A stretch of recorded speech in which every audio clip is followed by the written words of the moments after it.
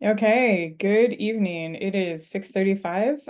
So we're gonna go ahead and get started. Thank you to those of you who have joined already. My name is Alex Baca. I work for Greater Washington. I'll talk a little bit more about our organization as I go throughout this presentation. Thank you so much for being here to talk about the rewrite of the comprehensive plan. Can someone just let me know that you are seeing my screen and it's sharing all right? Beautiful. Thanks, everybody. So you are at Greater Washington's February 2025 comp plan office hours. There's obviously a slide deck. I'm gonna run through it. But in the spirit of office hours, if you have questions, I appreciate you dropping them in the chat, and it's okay to interrupt me too. Just be respectful. I'm here with my colleague and our executive director, Chelsea Allinger, who's gonna help me out with some of the tech support. But your patience as we toggle between content and all the good stuff is very much appreciated. So again, thank you for being here. Thanks for your patience.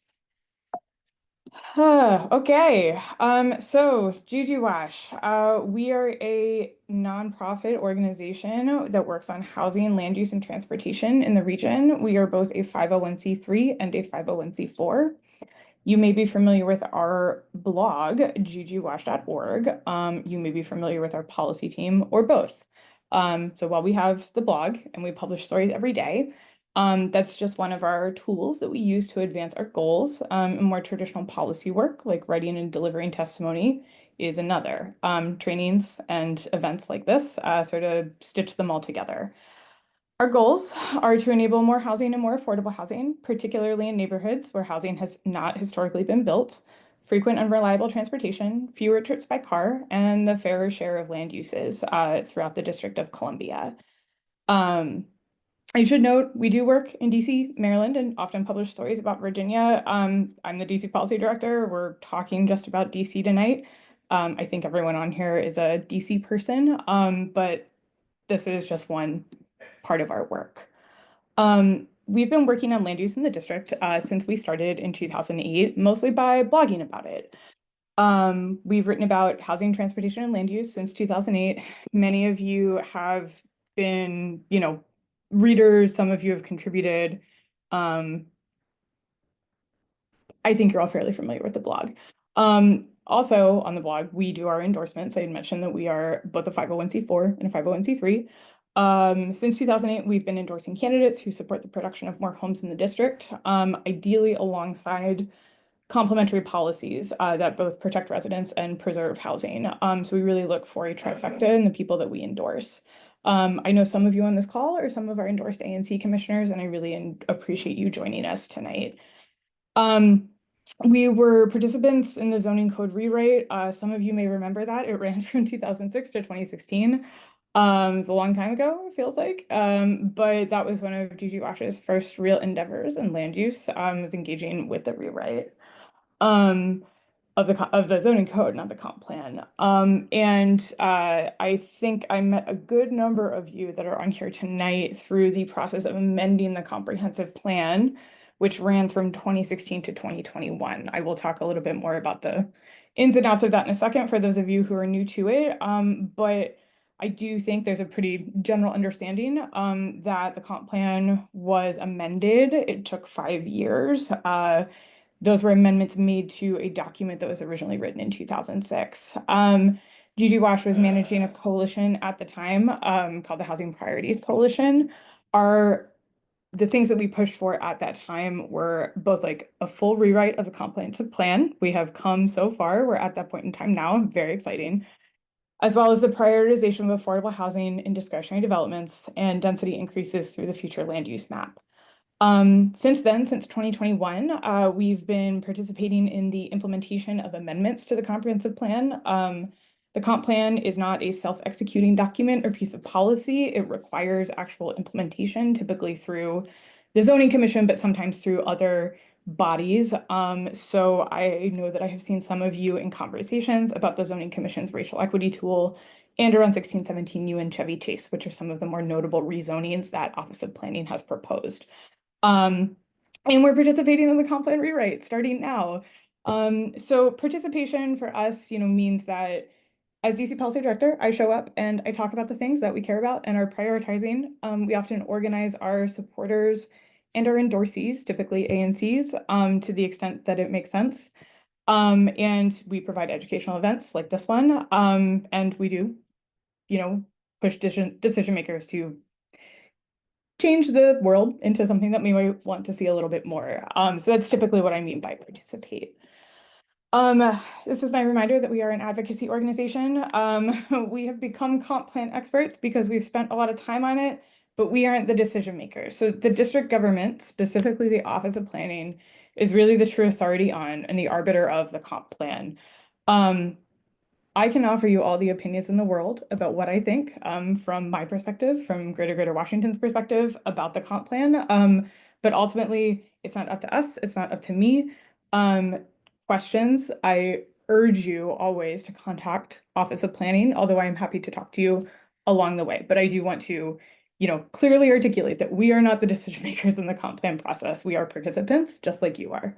Um, because we're an advocacy organization, we do have asks of the Office of Planning for the comp plan rewrite. I'm going to talk a little bit about those tonight. You do not need to agree with what we have to say. And this is not a call asking you to have your organization or you ask for what we are asking for. I want to be transparent about what we care about, but you do not need to do the exact same thing as us. I may make that ask of you in the future, and if that is something that you're open to, that's great. But this is a general overview of the comprehensive plan as we see it. Um, so the comp plan, it is the district's primary land use document, and I have a copy of it in my house. It's a very large binder, as you can see here. It's really big. This thing's over 1,000 pages. The Office of Planning has a long description that you can read on the screen about what the comp plan is. What I would tell you that it is that it says what can and can't be built in the District of Columbia, how big it is, how short it is, how tall it is, how dense it is, and where that happens. Zoning cannot be inconsistent with the comprehensive plan. It is subordinate to the comprehensive plan. And as I mentioned, the comp plan is not self-executing and not self-implementing. So what that means is that we have a couple of different things that determine how land use works in DC. And the comp plan is the sort of one of the highest ceilings of that. What the comp plan says is really the backstop. Zoning cannot be inconsistent with the comprehensive plan, but the Zoning Commission and the Board of Zoning Adjustment can negotiate changes to certain projects on certain parcels in a way that is not inconsistent with the comprehensive plan. It's a little confusing, but not uncommon. Many places have this sort of two map or two document setup of zoning and the comprehensive plan. This is a legacy of 1920s progressive reformers and the federal government providing something called the State Standard Zoning Enabling Act. This presentation isn't really about that, but I do want to emphasize that however confusing this may seem, it is a fairly standard type of planning practice. And, while we may or may not agree on whether it's a good idea to have two separate maps and two separate documents, that is kind of what we are working with in the District of Columbia. But the future land use map is what matters most. And this is a map in the comp plan. You may have heard it referred to as the FLUM. And this is a picture of it. This is, as you can see, the district. It has a couple different colors on it. Most important to us is what those residential density categories are. And that's most of that yellow, orange, red that you can see that's really prominent on the map. So I'll talk about this a little bit later as this kind of gets into the weeds, but for the most part, when I talk about the comp plan determines how much you can build and where in the district, this is what I mean. You can see that red, that is higher density in the core of the city. That's mostly downtown, a little bit north of downtown, a little bit into Navy Yard. That is higher density. The orange sort of toggles between moderate and medium density. These are two categories that are very, very similar to each other. They are still treated as separate, again, in the current comprehensive plan. That's what we've got. And then low density is the yellow that you see around the edges of the district. And that's really concentrated in sort of upper northwest and then over into sort of, the tip of the district in Ward 3 and Ward 4 and a little bit into Ward 5.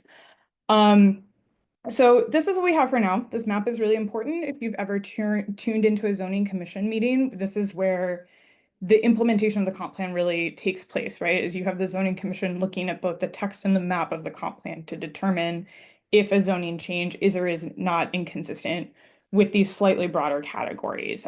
So I think about this map a lot. This is linked in this slide deck that I'll circulate for you later. It's definitely worth poking around and zooming in on. I find, not surprisingly, people are not totally aware of the density of where they live. And this is what determines that. Um, and just, in the spirit of discussing a rewrite, right?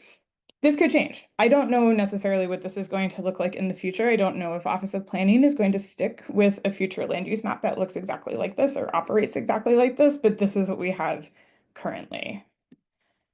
Other components of the comp plan include various elements, the framework elements, citywide elements, area elements, implementation elements, and a second map called the generalized policy map.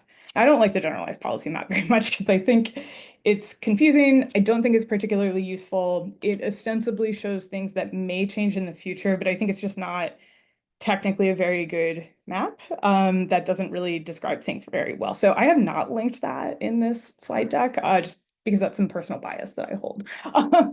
But these other parts of it do matter considerably. The framework element contains sort of the broader definitions and really sets out the protocol for how the plan works. That is one of the most important parts. The citywide elements, I am again editorializing a little bit here. The citywide elements say a lot. There's a lot of them. Again, this is a several thousand page document, and about half of it is the citywide elements. But chapters like transportation and infrastructure and arts and culture sound really nice to have in a comprehensive plan. Who doesn't want comprehensive planning for those? But they don't really have that much impact. So there's kind of a lot of noise in the document. I also, work on transportation in my role at GGWash. I can tell you that I have never really looked to the transportation section of the comprehensive plan for guidance for my advocacy or for marching orders on what to work on. So while these sections exist, a rewrite I think is a good idea because I don't know that they are necessarily serving the district or policymaking here particularly well. On the other hand, area elements, there's one per planning area. There are 10 planning areas in the district. I have listed them here. That gives more specific guidance about what we want to see as a city in these planning areas. And there's 10, not 8 like the wards, because these are non-political boundaries. They don't change. Some of you may know that pretty much every jurisdiction in America redistricts itself every decade or so with new census figures. Planning areas are not redistricted, they are not changed, they are static boundaries, so it's a little bit more effective for planning purposes. So, I live in the mid-city area. That's my home. And so that's the area element that I'm most familiar with. But I do encourage you to go through this list. And again, I'll circulate this as a resource and check out your own area element, what it says, what you think about that. Again, these are pretty lengthy and they have a lot of writing. A lot of it is honestly fluff. A lot of it is noise. And some of it does give some cues as to what the city is thinking about development in certain places. I'm going to skip this and come back. It does say a brief interlude on how development works here. I think it might be a little bit relevant for later, so pardon me for a moment. So I think a lot of you are here, and a lot of you are interested in what we're talking about, because the comp plan is getting rewritten, and it is I've heard some sort of like vernacular of, the district, oh, it's rewriting the comp plan again. It's not rewriting the comp plan again. It's an amendment. We went through the amendment process from 2016 to 2021. The comp plan is being rewritten for the first time in 20 years, which is crazy. So this is kind of a landmark big deal. It is one of the reasons that we pushed really, really hard in the amendment process for a full rewrite. We felt it was insufficient to have a document from 2006 that was simply amended. So the rewrite is really valuable. And I am hoping that it will start from scratch. I believe it is starting from scratch. So again, I'm going to hold up the binder again, is that I don't think that we gain very much as residents of the district by continuing to amend and edit and sort of scribble at the margins of a base text that was created in 2006 when we were in some very different economic conditions. And I think it is worth starting from scratch. And it is my understanding that that's Office of Planning's plan. I'm really excited about that. Um, and I think it'll be a pretty different process, the amendment cycle. I hope I'm not, being too too optimistic here, but I think that's the direction that we're heading in. I also hope that it doesn't take 5 years. That's how long it took for the amendment process, and I don't think that was particularly beneficial, right? So my feeling as an advocate is that if it takes 5 years to rewrite the comp plan, we have sort of failed. Development does happen in the district. It does need guidance. And the comp plan is largely what guides it. So we can't really afford to wait for that long to make decisions. I will note with the amendment process, some of you, again, I know we're super engaged in this. I know for some of you this is new, but there were a series of lawsuits against certain types of discretionary developments here called planned unit developments. And that had a really chilling effect on project delivery. And there was a lot of politics surrounding the rewrite, unsurprisingly. Land is super political. I wouldn't expect it any other way. But I think there was some disclarity around why the comp plan was being amended when it was, right? And now we have a chance to start fresh, which again was why this was such a big ask for us. So I guess to say that I'm excited about the rewrite is an understatement, something that I've worked really hard for on behalf of GGWash, and I think it's a really good thing. So that's kind of where we're at now. And it is just like important to distinguish in your head the amendments from the rewrite because they are different types of processes and we're starting from a really different place. And again, I think that's a positive thing.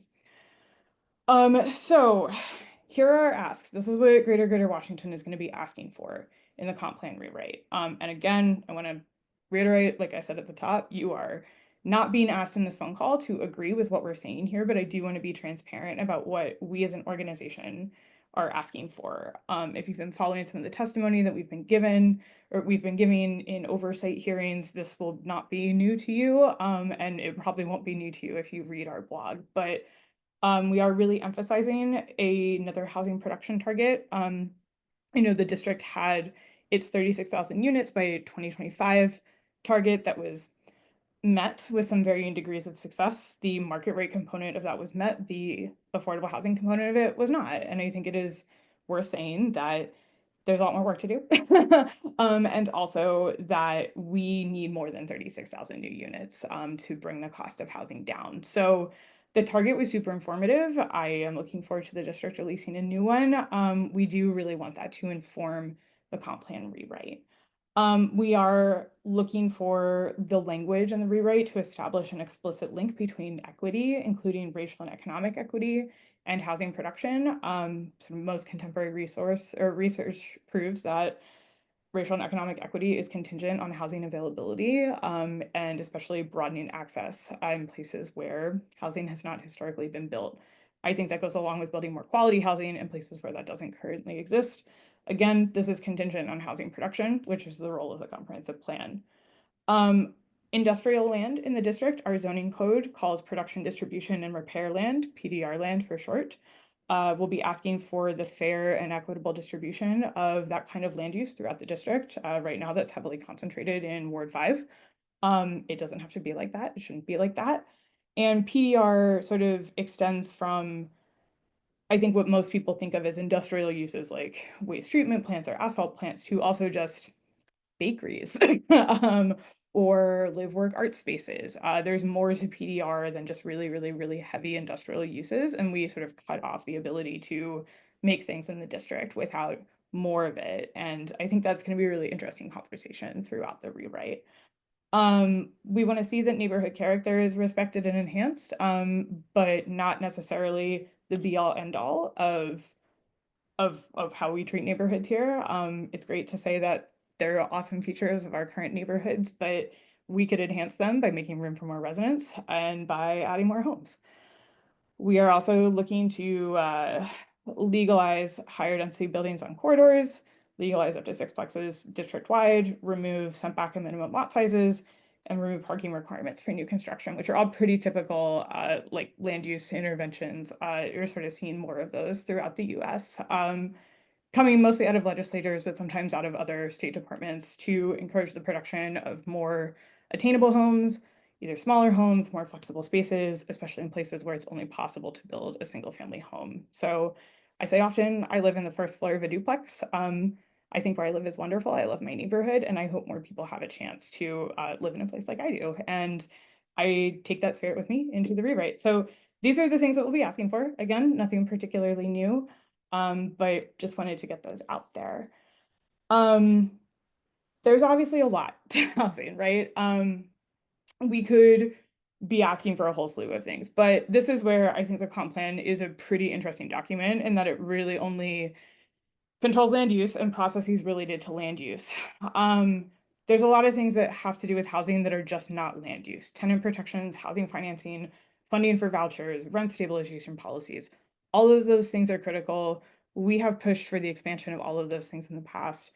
The comp plan doesn't really have very much to do with them, but it does have a lot to do with how much housing is built here and where that housing is built. So I try to keep that in mind. It's a really big document. It does have a narrower scope than I think some of us might expect. And that is kind of why our asks are focused on housing production and the distribution of types of zoning throughout the district.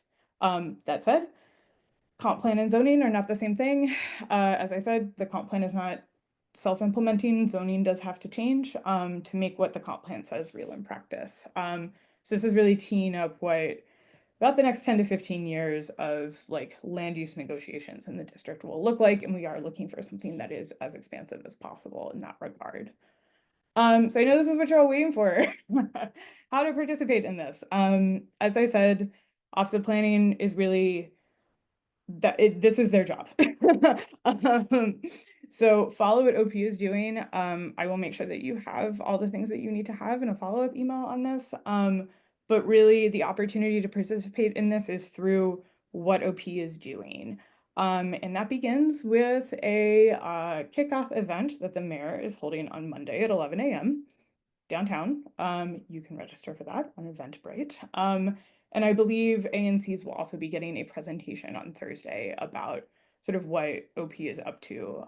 So those are all I know about right now. I'm sure there will be more out there. Sign up for Office of Planning's emails. We can push you to what they're doing, but ultimately you should be showing up in their spaces and either making your asks or learning more in that fashion. We are here to support you along the way. And my recommendation is just that, you know, if you're a resident of DC, show up as yourself. You don't have to make any grand statements. You can just talk about what you want to see in your neighborhood. Organizations, the comp plan may or may not matter for the work that you do. Doesn't mean you shouldn't engage in it, but I think being relatively circumspect about what you work on and does it have an impact on basically height, density, mass, and land use is really going to determine sort of what you can get out of this process. ANCs, your mileage may vary based on where you are located. In the amendment process, density was increased through the future land use map. In the Rock Creek West planning area, there's a lot of extensive work done up there through both small area plans and design guidelines. There was a lot to do in that part of the city. There's a little bit less to do in other parts of the city. And again, that kind of varies based on where you are based. The emphasis on Rock Creek West was very much the district's attempt to get more housing built in some of our whiter and more affluent neighborhoods, which I think is a really positive thing. And therefore, there was a pretty significant emphasis on that part of the world. That's not going to be true for every single ANC. You know, land use is about geography, and not the same thing is not going to happen in every single place in the district. If you like what you're asking for, follow us, or don't, or do, to keep an eye on what's up. We will be organizing our supporters, but we're not running a coalition. I'm not going to put you on monthly calls about the comp plan. I know that sometimes there is appetite for that. I have found it much more productive to just work as closely as possible with people who are interested in engaging this and to talk through what you're concerned about and how to participate in the process. So consider us here as a partner. And again, you know, we can inform you on what OP is doing and help you out. Our comp plan programming will be responsive to OPs. Like I said, I really want to push you all to participate in what Office of Planning is doing. We will do more than just this Zoom. This is kind of a kickoff. I'll look to future office hours. During the amendment process, we did a comp plan book club. I'm kind of weighing the usefulness of that again in the future, but The sort of, again, the point is to participate in the formal process rather than trying to create a separate process for that. I should say also that once OP finishes, both its outreach process and drafting the rewrite, it then goes to the DC Council, and that's a whole separate process. We're not thinking too hard about that right now because I am treating that as a really second step in this, and the focus should really be on what Office of Planning is doing. Again, I mentioned these immediate upcoming dates, ANCs. I believe you have two options for briefings tomorrow. And the mayor's kickoff event is on Monday. And then I don't totally know what's next. I suspect OP will be holding town halls, distributing surveys, kind of the typical stuff that you would expect from a Department of Planning. And I encourage you to go to those. And, we'll talk more when this hits the council. I do want to close with, not everyone is going to show up to participate in the comp plan. You're going to have plenty of people in your life who don't know about this, and that's okay. Land use isn't everyone's issue area. It is mine, it is my organization's. But that's not what everyone works on or what everyone cares about.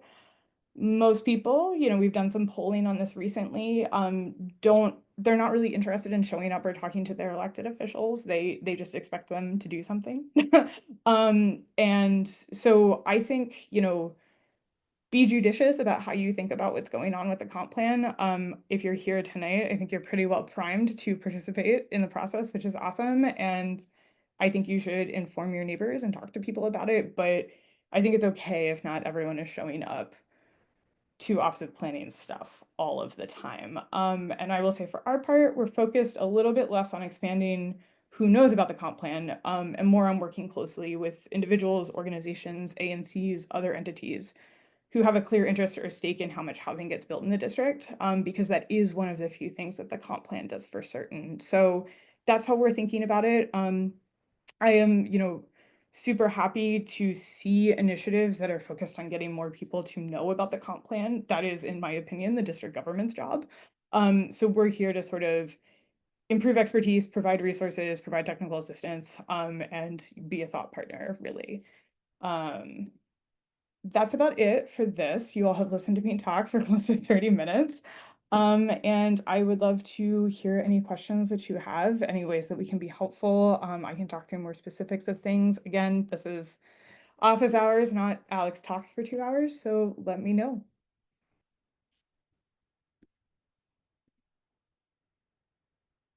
Thank you, Hector.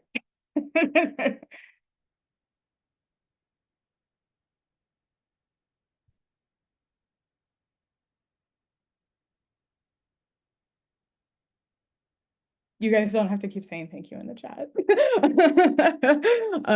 Yes, I will get more information. Christopher, go ahead.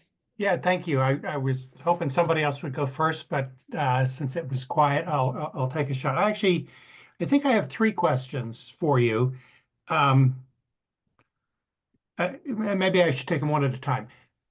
How do you have thoughts on how you deal with historic districts, since we have so much residential land in DC that's set aside in historic districts, and allowing sixplexes everywhere sounds great, but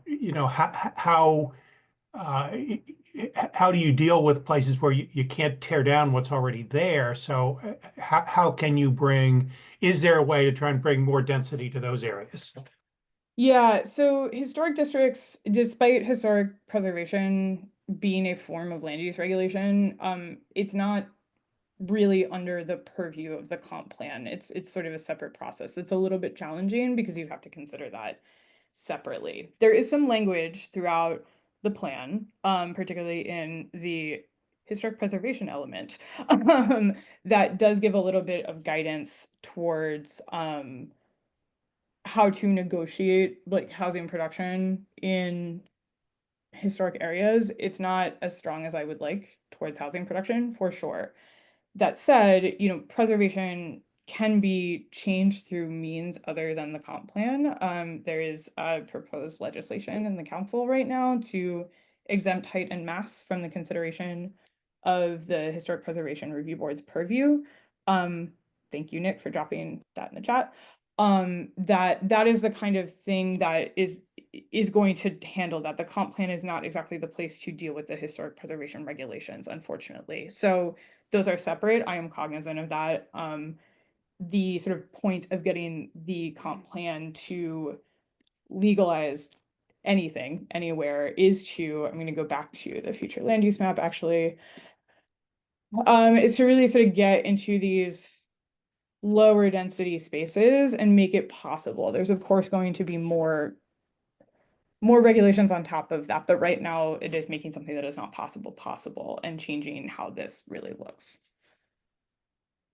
Okay, thank you for that. My second question is, I live in Rock Creek West, and I would love to see a lot more density up in Upper Northwest. But I also understand that there's a lot of trepidation in less wealthy areas of the city about gentrification, and I suspect there will be opposition, strenuous opposition to sixplexes, not just in Upper Northwest, but in other areas of the city as well. And do you have thoughts on how to address concerns about gentrification?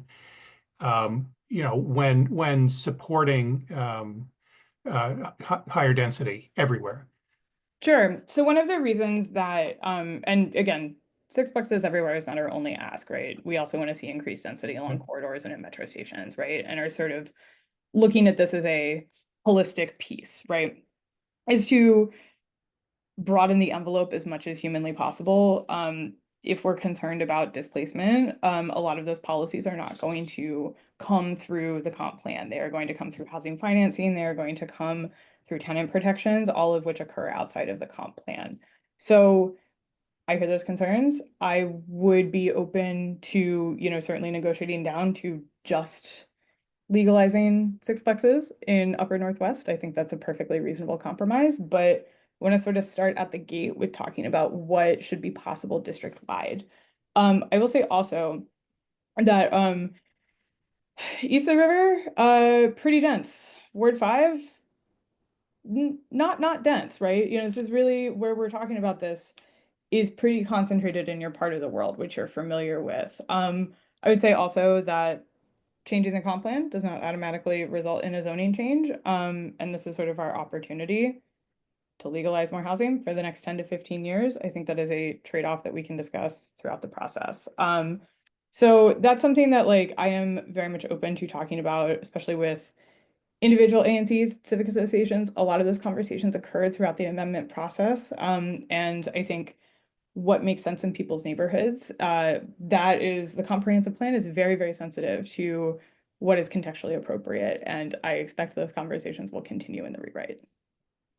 Okay. And my final question, you said changing the comp plan is not the same as changing zoning. And by the same token, changing zoning is not the same as changing what actually gets built. And I appreciate the fairness of distributing PDR facilities equitably throughout the city in different areas of the city. But how do you make it happen? I mean, how do you, again, in Rock Creek West, I think the land is too expensive for somebody um, to buy land to whether it's building a bakery or an auto repair shop or any number of things. Um, it seems to me it's just not going to happen, despite it being fair and equitable to make it possible for it to happen. Yeah, I mean, there will be many things that go into the comp plan rewrite, some of which we're going to push for, some of which other people are going to push for, that are straight up not going to happen. That's kind of not the point of the comp plan, right? It is to determine what is possible, if not necessarily financially feasible. And that's why I really try to emphasize that this is a document about types of land uses in different places. Just because you legalize it doesn't mean it's going to happen. I think that you totally get that. That is totally true. Making it possible, I think, is how I approach this, right? It shouldn't be impossible to have some sort of production facility in Rock Creek West. It shouldn't be that that is all entirely concentrated in Ward 5. So I'm very cognizant of the limitations of the comp plan, right? I don't expect the changes that happen to it to be implemented right away, possibly ever. But since this is the foundational document that we are working with, it either says something is possible or it isn't. And that's the realm that I'm working in. Okay, thank you. I'll let somebody else take a turn. Yeah, of course. Robert, do you want to go ahead? Hey, can you hear me? Yeah. Okay. Thanks, Alex. Yeah, so thank you. Really great presentation. I did have a question around, you said that you guys were instrumental in the rewrite of the comp plan or the amendments around the racial equity and economic equity points of it. I live east of the river. As I'm sure you're aware, the vast majority of affordable housing that got built as part of the 36,000 by 2025 plan was in Ward 8 where I live. um, when I saw the comp plan and saw the part of the comp plan that talked about increasing affordable housing in high income areas and also increasing market rate housing in low income areas, I thought that was a great way to address those issues. What I'm seeing, when I'm in meetings like this, though, is a lot of sort of organizing around the first part, increasing affordable housing in high income areas, which I think is great. It's completely unfair to residents east of the river that we get the largest bulk of affordable housing and we have the lowest amount of investment from the city. So we carry the biggest burden, but we have the least amount of resources to address those issues. Um, so I think that's a good thing, but I also am concerned about the part where we're not adding market rate housing this side of the river. Market rate housing east of the river is also still affordable housing just because of the way the market is, right? It tends to, market rate housing this side of the river tends to be in that 80 to 120 band. So what we have on our side of the river is a complete lack of rental housing geared toward the workforce. So like teachers, nurses, firefighters, they make too much money for every new development that has come online. Every new development that's come online in our neighborhoods are maxed out at 60% AMI, and those people make too much money for that. So if they're not prepared to buy, then there's nowhere sort of where they can go.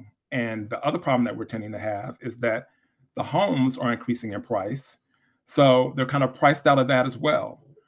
So I'm just wondering, I saw on one of your slides where, you talked about I think it was 1617U and something else on Connecticut Avenue.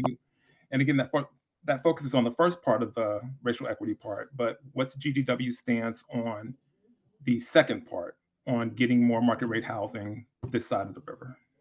Yeah, absolutely. I mean, I think you're sort of directly in conversation with Chris's previous question, right? I think what you're speaking to is why our asks we're coming out the gate with district-wide asks, right? Not specifically about solely Ward 3, right? And that is my sixplexes district-wide and increasing density around metro stations and corridors and not limiting that. I think it's hard to make the push at the Ward 3s of the world. I think that it has been worthwhile that the district has focused on that. It's something that I quite frankly have not seen in other cities recently, and I am glad to see that. And I do think that the next step of this and why the rewrite is a great opportunity is to sort of work, I've got your part of the world like on the screen right now, the future land use map, right? Is to figure out what makes the most sense, right? And that may mean it may not be our proposals, they may not be perfect, but I don't want to sort of curtail the idea of making more housing production possible east of the river because that's what you're going to need in order to get to what you're talking about, right? And there is in addition to like the quality housing piece, right, is like that is again something that is not solely limited to the comp plan, that has a lot to do with Department of Buildings, that has to do with regulatory effects, that has to do with making sure that we're cracking down on bad actors who are, not getting their work permitted, like that kind of stuff. But I think everybody needs more. And I think you're speaking to east of the river also needing more and needing that sort of sense of possibility and opportunity that I guess like I am at least trying to cultivate through our advocacy. And I value your voice in this. It's really important to keep talking about this. I have seen some like glimmers of hope, I would say, with how Office of Planning and the Zoning Commission have been implementing the IZ plus regulations, which are not perfect, but have at least gotten to some of what you were talking about, where projects have been approved east of the river and have not been required to build additional IZ units and have been allowed to build more market rate units because there is a demand for that. This is where I think housing targets are super valuable. The first target at the gate, 36,000 units. I think it should be more extensive, and I would also love to see more detail sort of matched up to both like socioeconomic conditions and the sort of anticipation of what some of the future of our neighborhoods are. The emphasis really has been on Rock Creek West, Ward 3, you were totally right. I look forward to a sort of equal emphasis that is contextually appropriate for 7 and 8, parts of 5 and 6. And I hope that's something that we can work on together, because it's going to be a new and different narrative than where we've been at for the couple of years, but talking about it is really, really useful. So glad you're participating in the conversation, glad you're in meetings and talking about it. And I think there are some small initial steps, like the application of IZ plus or not, that give at least some examples and direction. I hope that's helpful. Is that helpful? You don't have to answer. It's okay. No, I'm sorry. You said Oh, I missed the question. Sorry. oh no. I just said I hope that's helpful. Oh no, yes, no, that was helpful. Thank you so Yeah, much. totally. But it is tricky, right? I mean, I think that like the concerns around gentrification are going to be very prevalent. They're going to be a very like prevailing sentiment, and also what you're talking about is going to need to be given as much weight as that in terms of where is quality housing for people in your part of the world and what does that look like. Yep, agreed. Thank you. Thank you. Kristen P, go ahead.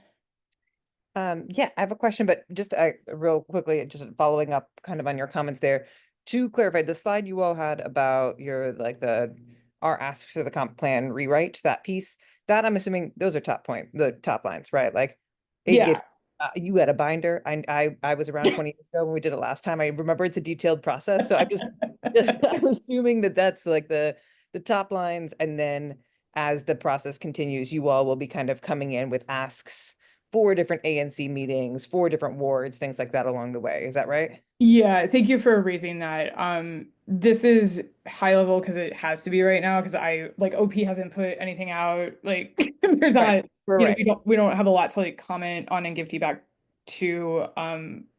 For like sort of, it's been interesting to watch Montgomery County's attainable housing strategies like run in parallel to this, because it's like parallel, but they're like several years down the line in terms of what they're like the county planning office has put out and recommended and stuff. And so like this is, you're right, this is like super high level. We'll get much more detailed once we have a sense of what we're working with, and geographically where some of the emphasis is going to be, and where some of like where it seems like OP is either spending a lot of time or not spending a lot of time. So thank you. Okay, yeah, that's what I thought. So I was like, just want to, because that also kind of sets up really just another crystal ball question of like, based on the process with the amendment situation over the past, 5 years, and just kind of where we think OP is right now, what are you expecting to be kind of major points of pushback, and like where we'll need to have the biggest kind of support to move things forward?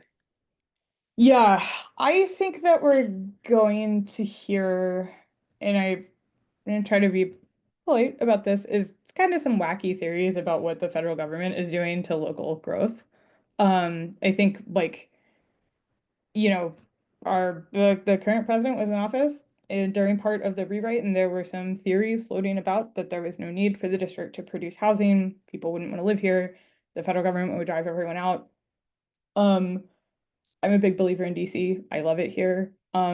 I feel very strongly that we can do more. We can do a lot locally. I'm worried about home rule, but my job first and foremost is working on land use, so I'm staying in my lane. But I do think that that has the potential to sort of capture the conversation and sort of come out of left field and treat it as if we don't need to do anything or change anything. And I don't think we need to get distracted with that. As for, what OP is going to do, I do think there's going to continue to be an emphasis on affluent neighborhoods. I think that's really important. I would say that there will likely be a hesitancy to touch some of the more like fiddly things like minimum lot sizes and parking. That might be treated as like politically unpopular, but it's probably quite necessary to making production a little bit easier. That is my best crystal ball prediction. I also think that, you know, the mayor and OP are going to come out of the gate next week, understandably, with like some big lofty rhetoric, most of which I will honestly probably agree with, and nailing them down on specifics is going to be really challenging, which I think is true of any big planning process. And it's just going to be like that. And so I am looking forward to having a little bit more to dig into. Thank you. Helpful. And yes, I think assuming anybody wanting to tackle parking minimums seems like a fair estimate of what could be in the future. But thank you. You know, the 50% of DC residents are open to, to removing parking minimums. That's right. According to a That's poll right. that we commissioned recently. Keep So. our framing going. That's right. Love to hear it. Jeremy, go ahead. Yeah, hi. Alex, thanks so much for hosting this event tonight. Really appreciate it. I'm brand new to the comp plan, so I really appreciate all the education. I have something in my mind that I'm not sure if you kind of touched on it in your presentation already, or if the comp plan's even like the right opportunity to try to address it. So I want to throw it out there and see what you think.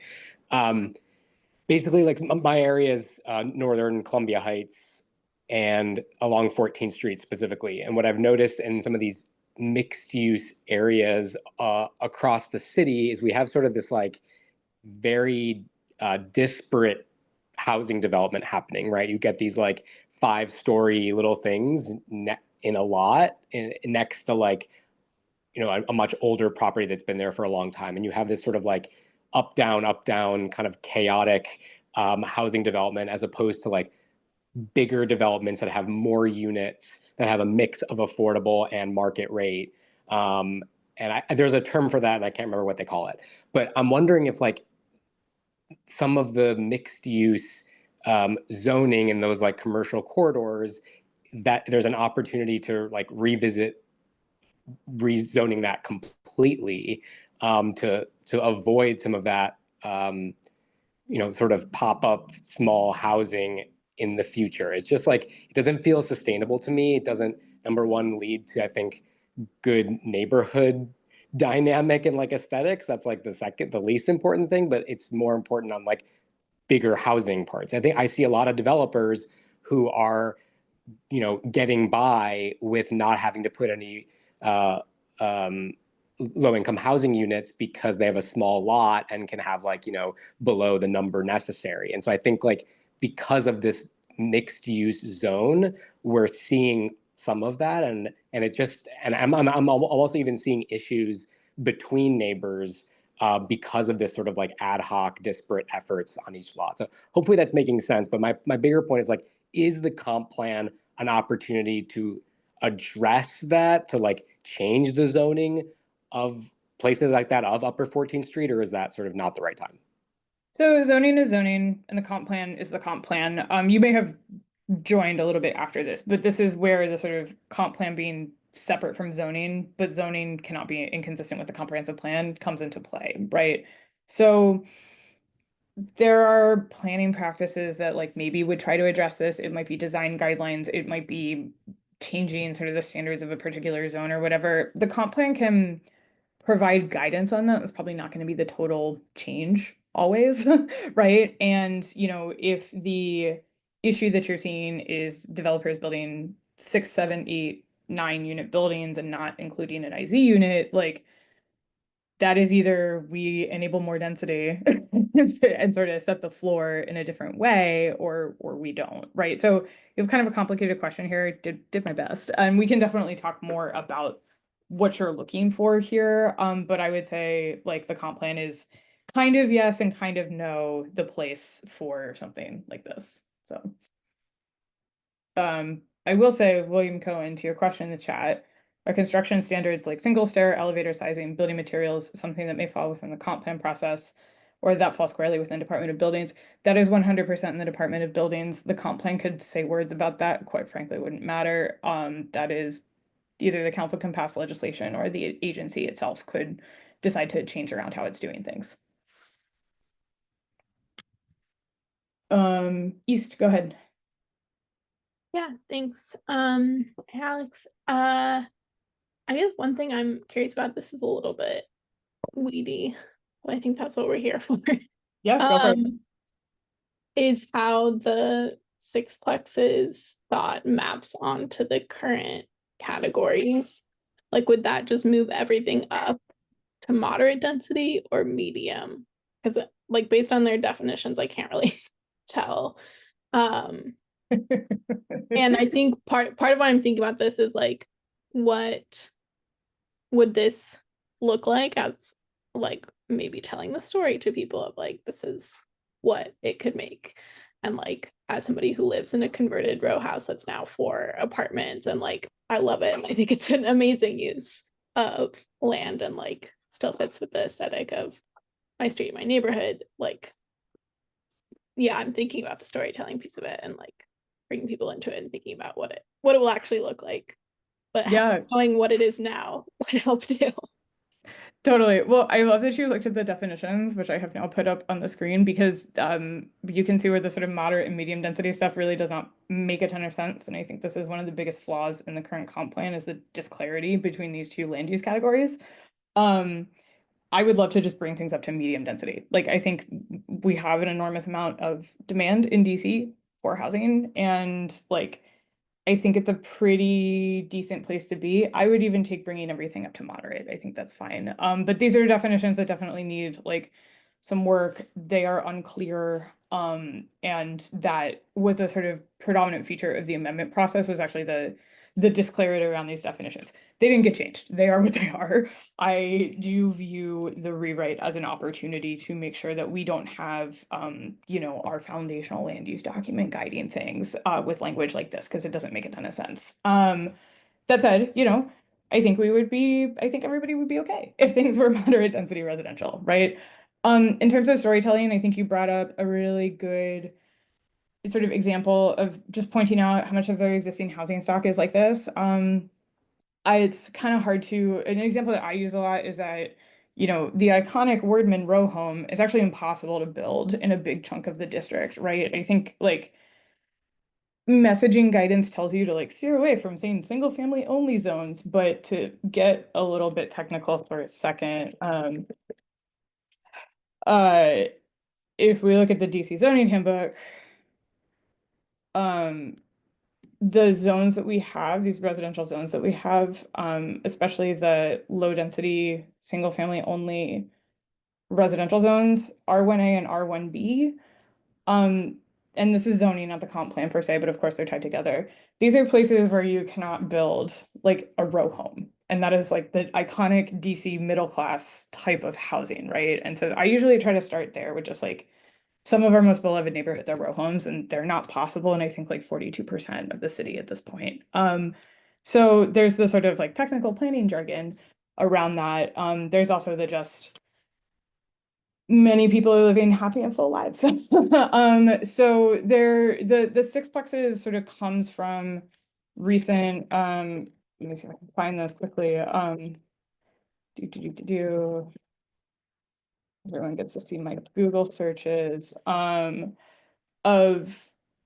this sort of recent research. This is a blog post. I think Urban's releasing a paper on this, finding that like sixplexes, especially in sort of like places with higher land value, are really the things that pencil. So this is coming from a like technical place for sure.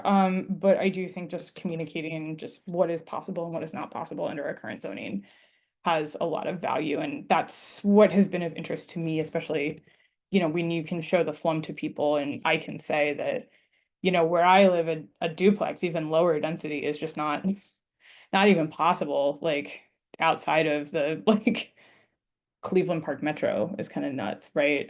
So part of this is just helping people to understand where they actually do live and what the existing zoning is, because it is more restrictive than I think people think, just because what you see is not what current zoning is, and that's one of the biggest challenges. Of course, I just talked about zoning for like 90 seconds, and this is about the comp plan, which brings us back to that sort of art of the possible, right?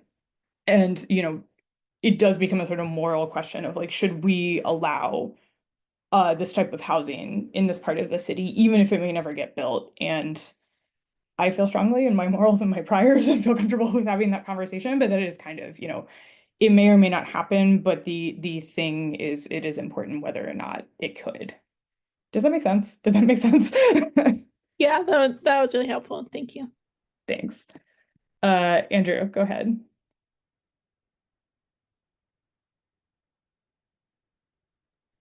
Hey, Alex. So, um, I I know we always joke about how it feels like we're in a time loop with how we talk about these issues in the district. But I was basically just wondering if you could give a brief summary of how you see the kind of politics of these topics have changed since 2021, possibly earlier. Like I was very new to this stuff at the time, and I remember groups like Empower and the Grassroots Planning Coalition being kind of like the visible signs of sort of opposing the kind of things that GGWash was supporting at that time. So I was just wondering if you could sort of share your perspective on how those dynamics have changed.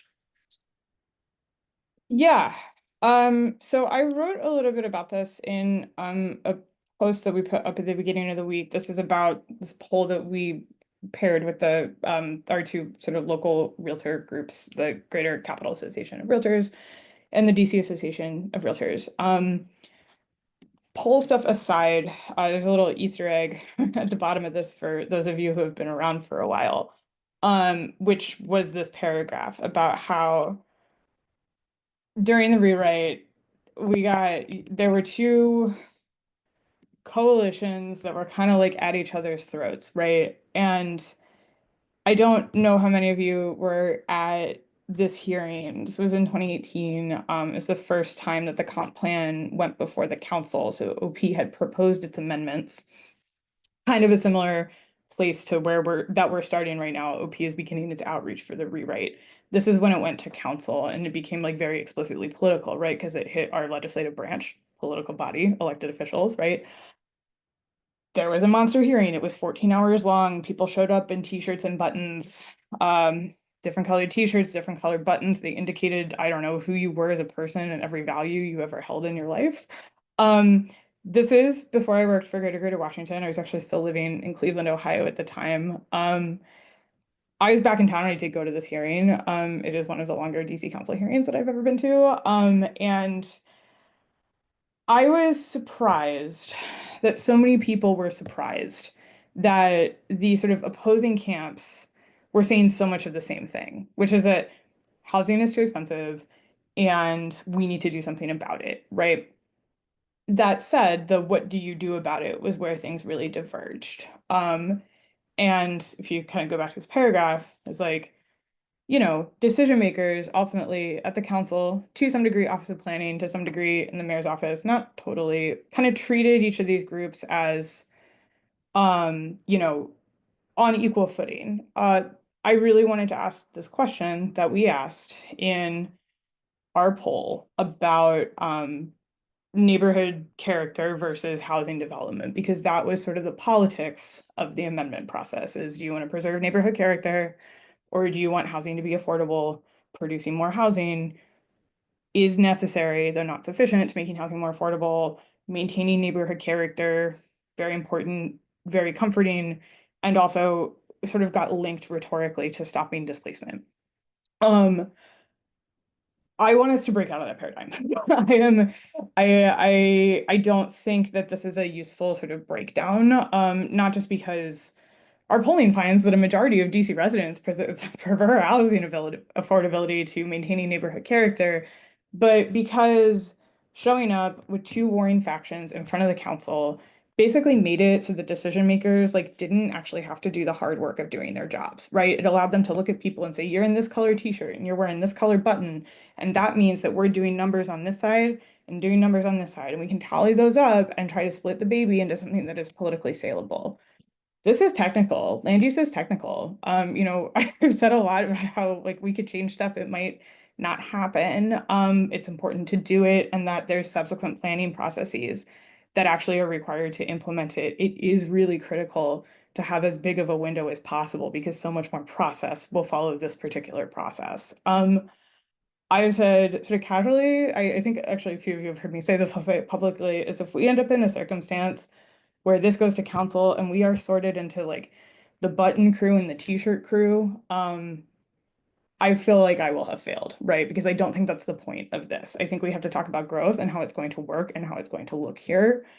I don't think that is a negotiable conversation.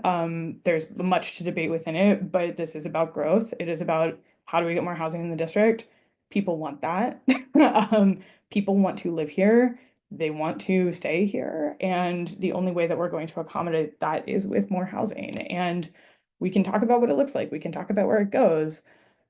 But that is what is up for debate. And I think what has changed, and I've been talking for a while, so I will shift away from this, but I think what has changed is that we know more than we did 4 years ago. There has been a lot more research on what housing production does. We have, which is insanely valuable. We have done more work at GGWash. We've spent a lot of time not just polling in DC, polling in Montgomery County. We spent a lot of time in the politics of stuff, right? That's one of the reasons that we endorse ANCs. We have just a big pile of data from our ANC questionnaire responses, which is really, really cool. It about aligns with the public opinion research that we've done. We've tried to focus just on how this is going to work and how we can change things so that people can afford to live in homes that they want to live in, where they want to live. And I feel fairly confident in our work in that regard. So I hope that things have shifted. I think housing affordability is really deeply impacting, there has always been a housing crisis for some people, many people, but this has really become a sort of prevalent issue on which people are going to possibly select their next elected officials. I think the politics have changed in that fashion. And I'm excited to see how this actually works and if some of our theories are correct.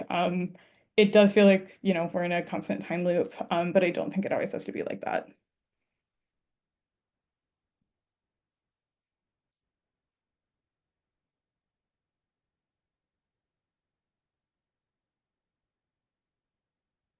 Thumbs up.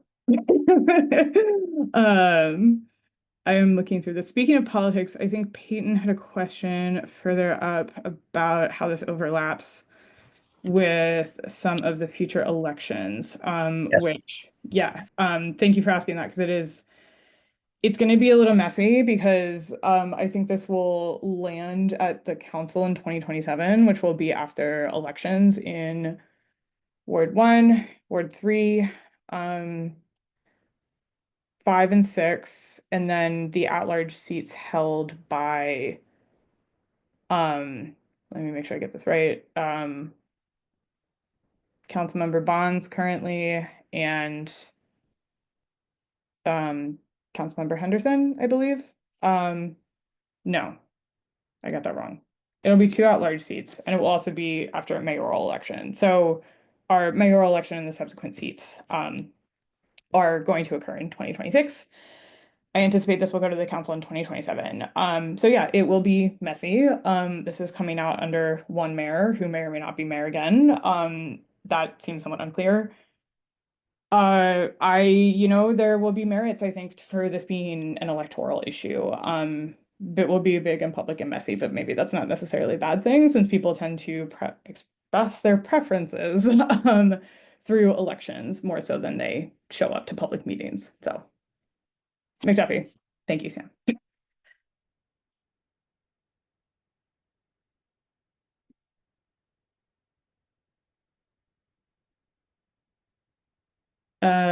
Hector, go ahead. Hello. I didn't see anything about height or floor area ratio in the asks, and I was wondering what how you all are thinking about that. Yeah, that is something that I want to see sort of what OP puts out in the world before getting into the weeds on it. For the purposes of like the forthcoming outreach process, it's just kind of sufficient to say either more homes in more neighborhoods or sort of policies that make it easier to do that.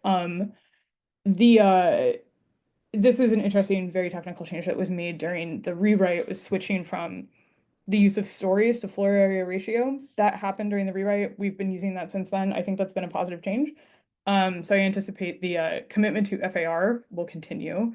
As to whether we, expand or shrink that in certain planning areas, like that gets a little bit more into zoning. And so the sort of what I would suggest in terms of language around that is really just like emphasizing the need for flexibility in that, right? Especially for the purpose of producing more housing. So that is something where I think like once we see a draft from OP that might need a little bit of twiddling, it may not even necessarily show up in a draft. It may be a little bit better suited to zoning, but we will see on how they handle that.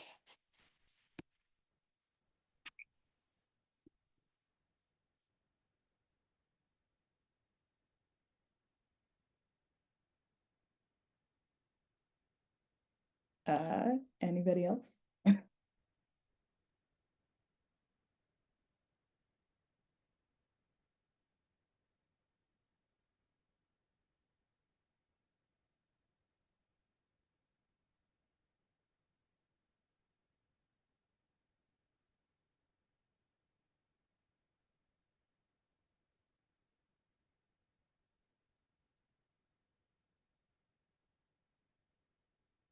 I wanted to also, let's see if I can remember this.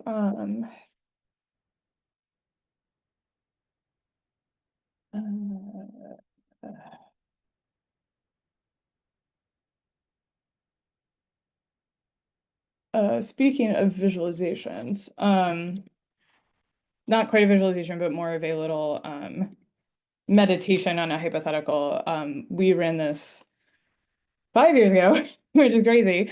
5 years ago to the day, about what if DC were all single family houses, which is kind of nuts, because of the two different types of single family zoning, R1A and R1B, would find it found the sort of experiment that we found, did found that if everything were R1B, which has a slightly smaller lot size for single family homes, Ward 4 would actually see a density increase because that's how low density and large the existing lots are. So this is a fun little post that was a nice little thought experiment, and it definitely informed how I thought about some of the amendment processes and how I have thought about things going forward. So hopefully that's a fun read for some of you. Nick also put in the chat the single family zoning report, which I definitely recommend that you read. I think there's probably anybody in this call would probably be pretty interested in this. Sort of talks about where single family zones are and sort of what they what they do. This came out as part of the amendment process. This is a requirement from Councilmember Nadeau, actually, for Office of Planning to study this, and it's still true. And this gives some guidance towards what it would look like to actually change single family zoning. So definitely worth a read for some of you. Let's see. In addition to higher density mixed use buildings on corridors, is there appetite for a thought about higher density buildings near metro, but not directly on the corridors? There are some places in the current FLUM where low density is within a block or two of metro rail stations. You bet.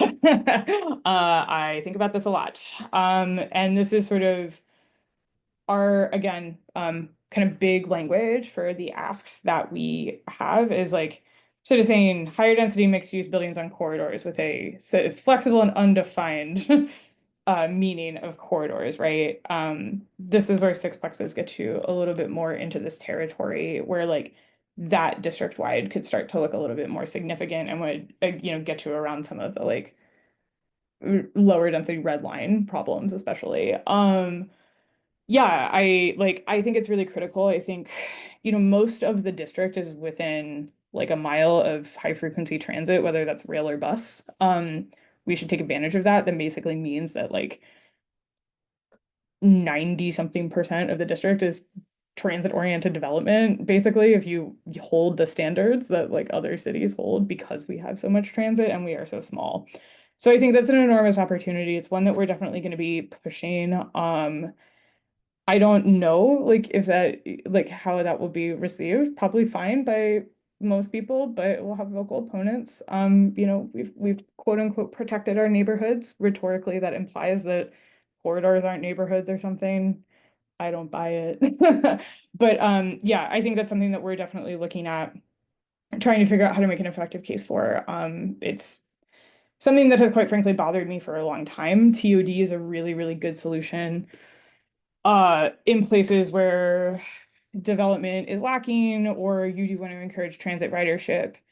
And we are a little bit of a special snowflake in the district because we are so small, and we have extensive transit, and we should take advantage of that. So very much on my mind, and case making for that has been pretty important to me. I don't want to see the comp plan just sort of reinforce the density is for big roads situation, and everything else needs to be a sort of step back onto an interior street.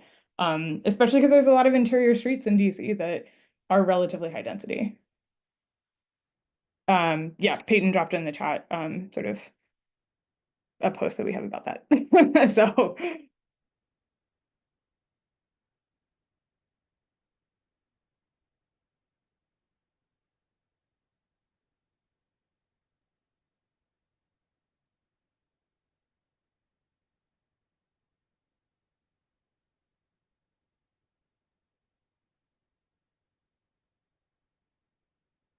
anything else I can answer? I'm happy to hang on here for a few more minutes. And anything else, you can always send me an email.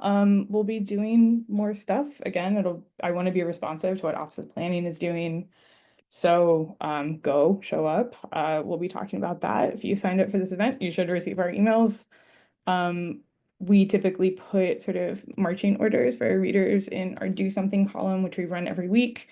My colleague Dan Reed and I write that. So that will typically sort of list public events that we are sending people to and give some guidance around how to testify, how to comment, that kind of thing. But once I get a better sense of what the district itself is doing, we will certainly do more of this. If you have any ideas or suggestions, I always welcome hearing them, and would love to talk more to anybody who wants to talk about this. I'm happy to set up a one-on-one. I can come to you, all of that good stuff. But if you have any questions, happy to answer them. Otherwise, we might wind this down. And yeah, I look forward to having more conversations about this over the next several years, because that's how long it's going to take.